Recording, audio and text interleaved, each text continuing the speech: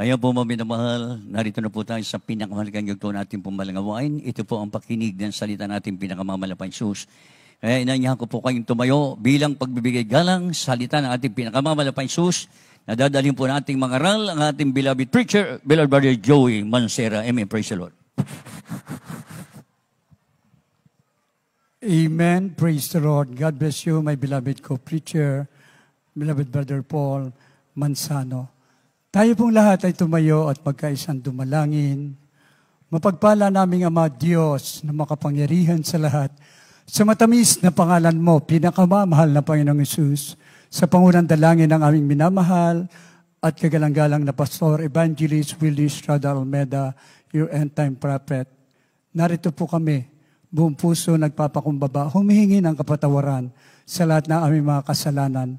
Pinakamamahal na Panginoong Hesus, langisan mo po ang iyong banal na salita at pagpalain mo po kaming lahat. Ito ang aming samot panalangin sa makapangyarihang pangalan ng pinakamamahal na Panginoong Hesus at sama-sama naming sinasaway, pinapalayas lahat ng masamang espiritu ng hadlang, demons of hindrances, doubts and unbeliefs, cast out in the name of our dearest Jesus. Amen and amen. Praise the Lord. Purihin ang ating pinakamamahal na Panginoong Hesus. Una tigit sa lahat aking ipinaabot ang pinakamataas sa pagpupuri, pagpapasalamat, pagluwalhati sa ating pinakamamahal na Panginoong Hesukristo.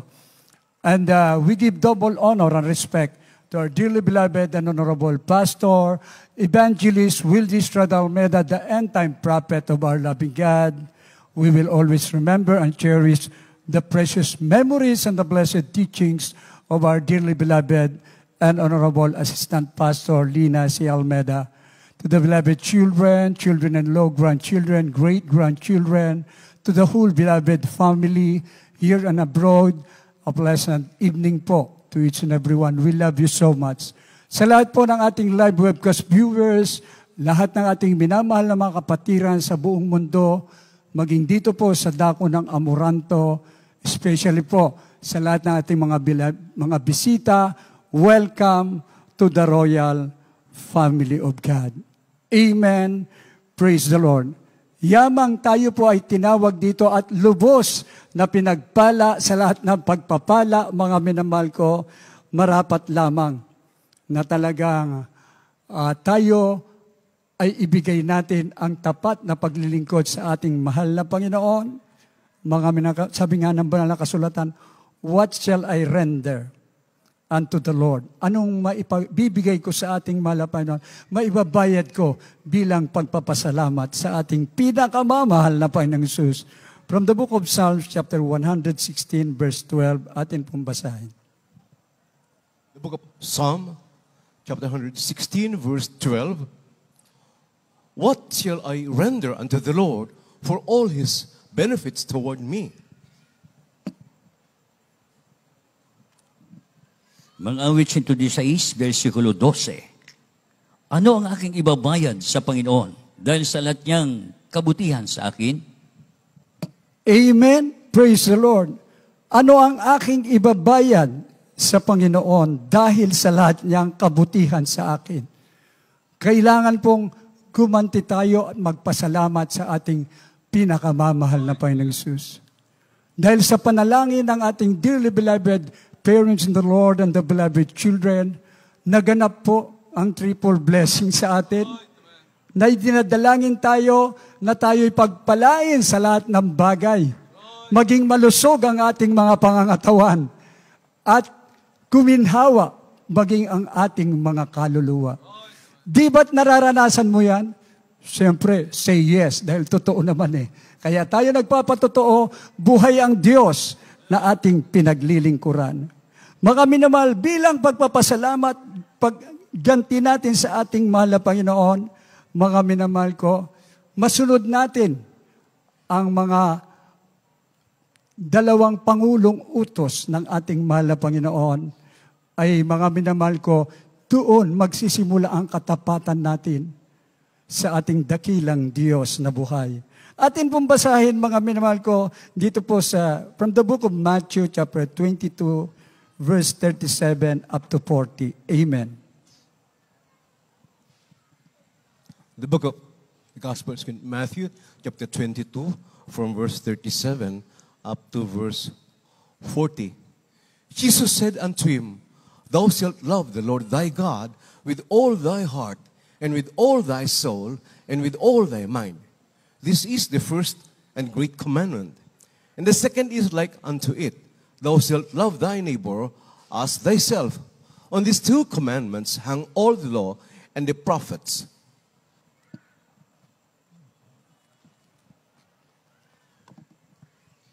Mateo Kapitulo 22, versikulo 37 hanggang 40. At sinabi sa kanya, ibigin mo ang Panginoon mong Diyos ng buong puso mo, at ng buong kaluluwa mo, at ng buong pag-iisip mo. Ito ang dakila at pangunang utos. At ang pangalawang katulad ay ito, ibigin mo ang iyong kapwa na gaya ng iyong sarili. Sa dalawang utos na ito'y nauwi ang buong kautusan at ang mga propeta. Amen. Praise the Lord. Palakpakan muna po natin ang ating pinakamamahal na Panginoong Hesus. Ano ang maibabayad ko bilang pagpapasalamat sa ating dakilang Diyos? Dalawang pangulong utos. Ang sabi po, at sinabi sa kanya, iibigin mo ang Panginoon mong Diyos ng buong puso mo at buong kaluluwa mo at buong pag-iisip mo. Ito ang dakila at pangunang utos. Ang Diyos nagkatawang tao. Ang layunin upang tubusin tayo sa ating mga kasalanan, mga minamahal ko. Buo nung ibigay ng ating mahal na Panginoon ang kaligtasan ito. Marapat lamang dahil ito'y dakilang pangunahing utos with all your heart. Mga minamahal ko, buo. Maglingkod ka ng buong katapatan sa ating dakilang Diyos. Ang pangalawa ay katulad nito, ibigin mo ang iyong kapwa gaya ng iyong sarili. Sa dalawang utos na ito'y nauuwi ang buong kautusan at ang mga propeta. Binanggit di po rito ang kautusan at ang mga propeta. We are on the last days. Magpasalamat tayo, itinalaga ng ating pinakamamahal na Panginoon ang huling propeta na kung saan ang mga tao na masasama ipinanunumbalik upang magbago, yung may mga karamdaman gumagaling na ang salita ng Diyos na ipinapangaral ay totoong may kapangyarihan. Pinagpala tayong lubos dahil maaring nasave tayo sa magitan ng may nagpatotoo sa iyo, narinig mo sa radio program, TV program, sa mga krusada. Mga minamahal, for 50 years, going na po tayo sa 50 years. Pinagtiisan tayo ng panalangin, pag-aayuno ng ating dearly beloved Pastor Evangelist Wildy Estrada Almeida. Kaya yung iba nga, gusto nilang makita yung prueba at ebidensya. Ipinapakita ng ating dearly beloved pastor, maging sa mga foreign media, ang kanyang tuhod. Pag nakita mo ang tuhod ng ating mahal na pastor, ikaw mismo iiyak eh. Ganito pala ang pagtitiis ng ating dearly beloved parents in the Lord, mga minamahal ko. Kaya sinasabi ng banal na kasulatan, ang kapwa mo ay kinakailangan ng kaligtasan. Yan po ang layunin kung bakit ang ating dearly beloved pastor nag-umpisa doon sa dako po ng Sabarte. Kung saan-saan siya pumupunta, iilan lang sila, isang pamilya, ngunit dala-dala niya ang leaflets, paanyaya, kumakatok sa bahay-bahay, nangungusap siya sa bawat tao. Nagtiis siya. Ano ang kapangyarihang naganap? Ngayon, millions na ang members ng Jesus Miracle Crusade. Hindi lang sa Pilipinas, buong mundo ang pinag-uusapan ito, mga minamahal ko, dahil ito na ang huling panahon na malapit na ang pagbabalik ng ating mahal na Panginoon. Kaya ikaw at ako ay may tungkulin. Hindi lang ang iyong sarili na pag-ingatan mo sa katapatan sa paglilingkod sa ating dakilang Diyos, Maging concerned ka sa iyong kapwa. Maging liwanag tayo, mga minamahal ko.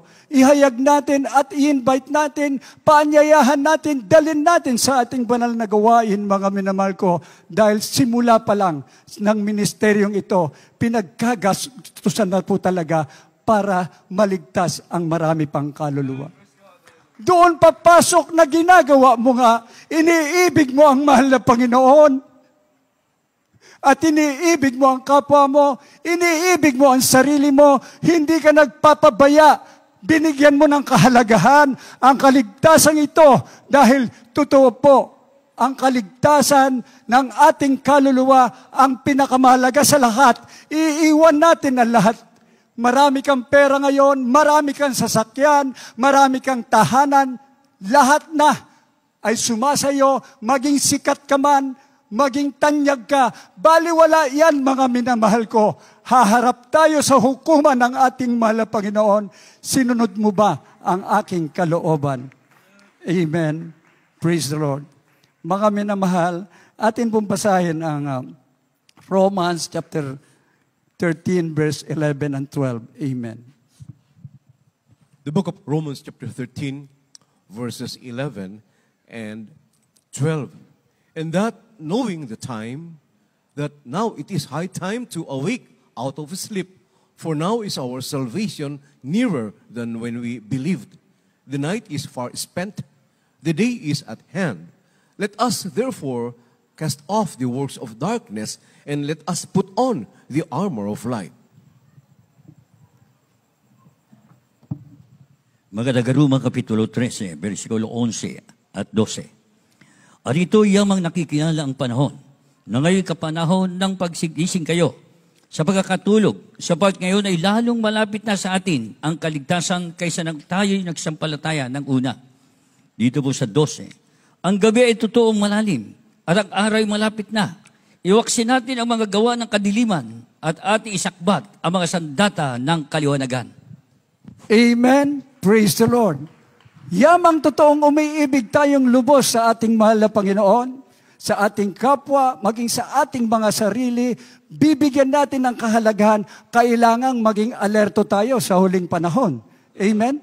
Katulad ngayon, ayan, may bagyo na naman, alerto na naman ang ating gobyerno.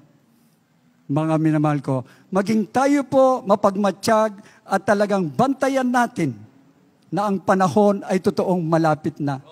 At ito yamang nakikilala ang panahon. Ngayon, ang kapanahunan na magsigising kayo sa pagkatulog. Sapagkat ngayon ay lalong malapit na sa atin ang kaligtasan kaysa nang tayo'y magsisampalataya ng una.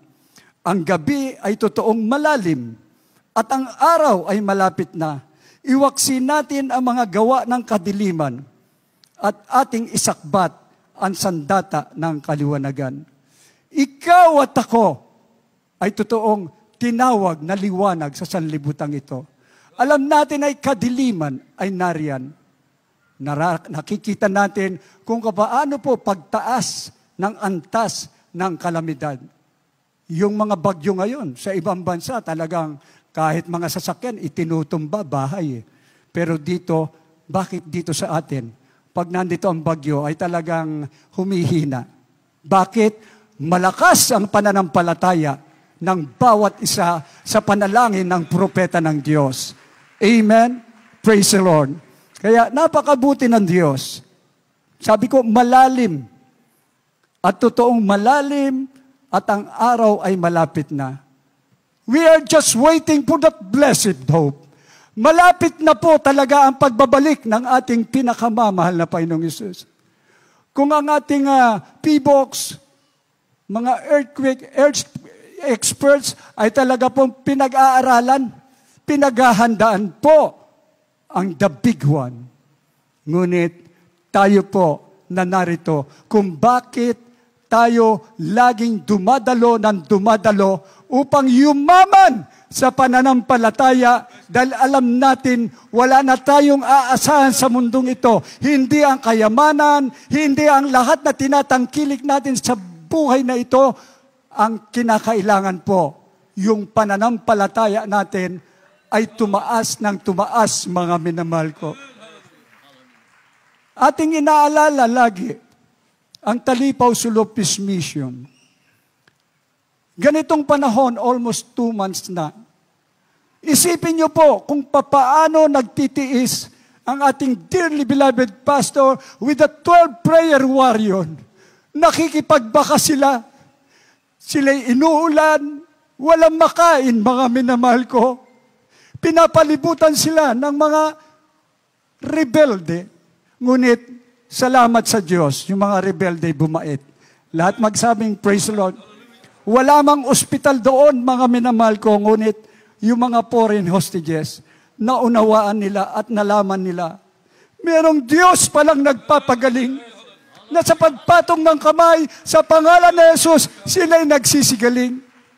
At ang napakabuti nito, totoong nagtagumpay, pinalaya sila ng ating pinakamamahal na Panginoong Jesus. Kaya ang ating former president nagdeklara, pray, it works.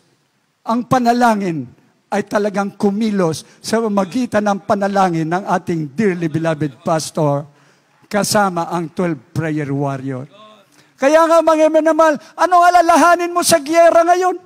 Pinatunayan na doon sa bundok na yon ng ating dearly beloved pastor, walang armas, walang bomba na kumitil sa kanila, bagkos pinag-ingatan sila ng ating mahal na Panginoon. Sa haba ng pag-aayuno, kahit sinong leader ng relihiyon, mag-ayuno ng 129, almost 130 days, walang kain, mga minamahal ko, merong liquid, pero hindi nila kaya yon. Ang ating dearly beloved pastor, ibinigay niya ang kanyang buhay. Dahil alam niya, ito ang maigaganti ko, ito ang maibabayad ko sa ating mahal na Panginoon. Kung paano pinagaling ang kanyang karamdamang insomnia. Kung paano binago ang ating dearly beloved pastor. Ang sabi niya, kahit wala pang langit, maglilingkod ako sa Diyos. Pero totoo namang may pangakong langit sa atin. Dito pa lang, di ba't para ka na nasa langit? Wala kang kinatatakutan. Yung dyablo, siya ang inaapakan natin. Dati alipin tayo ng kaaway ng Diyos. Ngunit narito tayo, malaya, nakikipagbaka upang ihayag na ang Diyos natin ay napakabuti. Palakpakan po natin ang ating pinakamamahal na Panginoon. Kaya bilang anak ng Diyos, meron tayong tungkulin na dapat isagawa. Dahil ang utos ng ating mahal na Panginoon, sa simula pa lang, on the Genesis, book of Genesis, go ye and multiply. Ibig sabihin, paramihin ang mga tunay na mananampalataya. Ngunit, sagabal ang dyablo. Sa panahon natin ngayon, mas dumarami ang masasama. Huwag tayong papayag. It is our duty, it is our responsibility. Ang bawat isa sa atin, tayo po ay hukbong mapagpalaya sa huling panahon. We are the living armies of God and we will fight a good fight of faith upang agawin, maging katuwang sa ministeryong ito, agawin yung mga taong nasa lusak ng kasalanan upang dalhin at magpuri sa kanyang banal na gawain upang maipaabot sa Diyos ang kaluwalhatian, ang pagpupuri. Atin basahin from the book of John, John chapter 15, verse 16. Amen. The Gospel of St. John chapter 15, verse 16. You have not chosen me, but I have chosen you and ordained you that you should go and bring forth fruit, and that your fruit should remain, that whatsoever you shall ask of the Father in my name, He may give it you.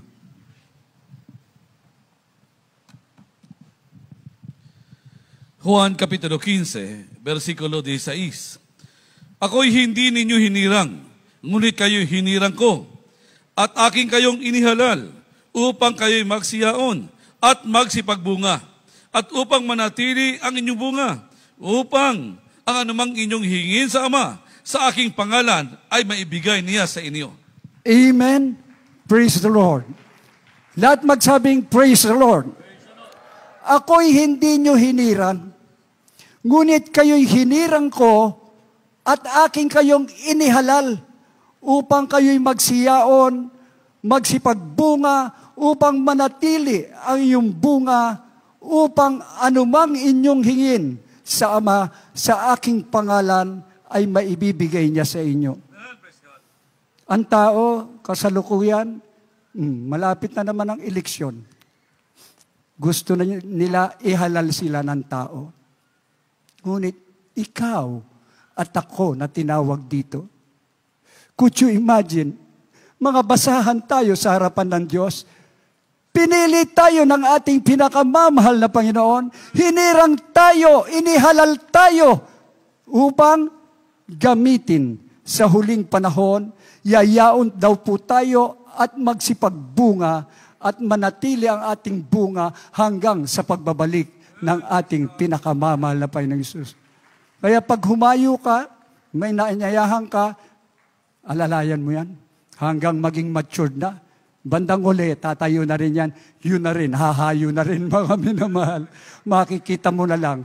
Pag dumating ang sitwasyon, makita mo sila, praise the Lord, nagpupuri sa ating mahal na Panginoon. Lahat magsabing, praise the Lord. Sabi nga po, at anumang inyong hingin sa Ama, sa aking pangalan ay maibibigay niya sa iyo. Pag marami kang bunga, totoo po, nagagalak ang ating pinakamamahal na Panginoong Hesus. Yun naman ang layunin kung bakit tayo tinawag Ang kaaway ng Diyos, walang ginawa kundi tuksuhin ang marami pa. Maging mananampalataya na nga, minsan nag-aalinlangan, bandang huli, bagsak. Hindi po. Kailangan mong maging matatag. Kailangan mo sa huling panahon ang bawat isa sa atin, subok na matibay, subok na matatag, mga minamahal ko, kung papaano ang ating dearly beloved parents in the Lord and the beloved children. Tinuruan tayo, wala tayong may kakatwiran, mga minamahal ko, kung papaano maglingkod ng buong katapatan. Kagalakan po nila, lalo na po pagka yung maraming tumatanggap sa ating pinakamamahal na Panginoong Hesus. Marami ang nadaragdag na kaluluwa. Pag nasahin natin bago dumating ang 50 years church anniversary natin, pwede siguro magbilang ka na. Gawin mong 50 ang maging bunga hanggang sa anibersaryo. Grabe ang pagpapala, ibabalik ng ating pinakamamahal na Panginoon. Huwag tayong mahiya, mga minamahal ko. Ihayag natin ang kabutihan ng Diyos dahil yun po ay tungkulin natin.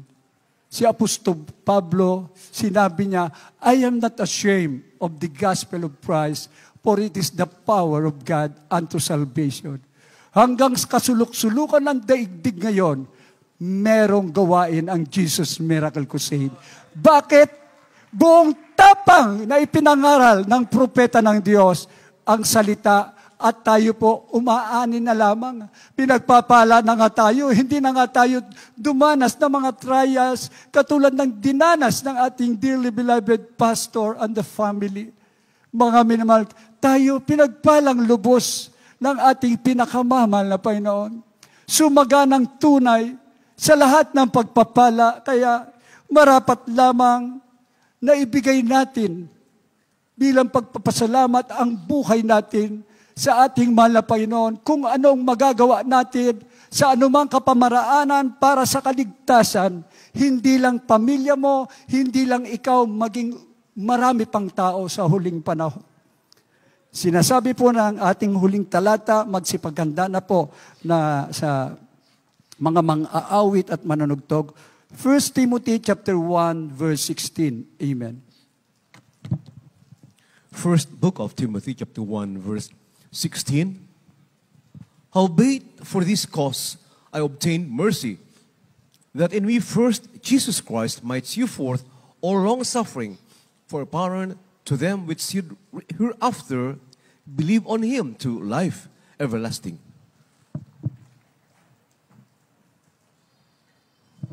Unang Timoteo Kapitulo 1, versikulo 16. Gayon may dahil dito, kinahabagan ako upang sa aking Pangulong makasalanan ay maipahayag ni Jesucristo ang buong pagpapahinuhod niya na halimbawa sa mga nagsisampalataya sa Kanya sa ikabubuhay na walang hanggan. Amen. Praise the Lord. Dahil dito, sa salita ng Diyos na may kapangyarihan, bawat isa sa atin ay kinahabagan lamang, mga minamahal ko. Hallelujah. Upang sa akin na Pangulong makasalanan ay maipahayag ni Jesucristo ang buong pagpapahinuhod niya na halimbawa sa mga magsisisampalataya sa Kanya sa ikabubuhay na walang hanggan. Ang dulo nito ay buhay na walang hanggan. Kaya nga mga minamahal, sa bawat isa sa atin, ang katanungan, what shall I render unto the Lord? Anong maibabayad ko sa ating mahal na Panginoon sa Kanyang kabutihan? Ikaw ngayon ang maghahayag niyan at gagawin mo upang tayo ay patuloy na maging matatag. Wala nang panahon, mga minamahal ko. It is a fearful thing to fall into the hands of the living God. May mga nabuwal na ilan, pero ikaw at ako ay narito naging matatag upang ideklara na buhay ang Diyos na ating pinaglilingkuran. Walang mag-aalinlangan, mga minamahal ko. Huwag kayong makinig doon sa mga ilan na magsasabing sila raw ay magiging propeta pa. Mga minamahal ko, sinungaling si Satanas. Dito pag tinawag ka, tayuan mo yan habang ikaw ay may hininga.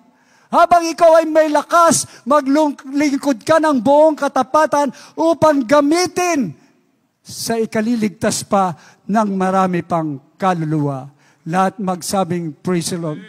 Kaya ipapaabot natin ang pinakamataas na pagpupuri sa ating dakilang Diyos. The highest praise. Itataas natin ang makapangyarihang pangalan ng ating pinakamamahal na Panginoong Hesus.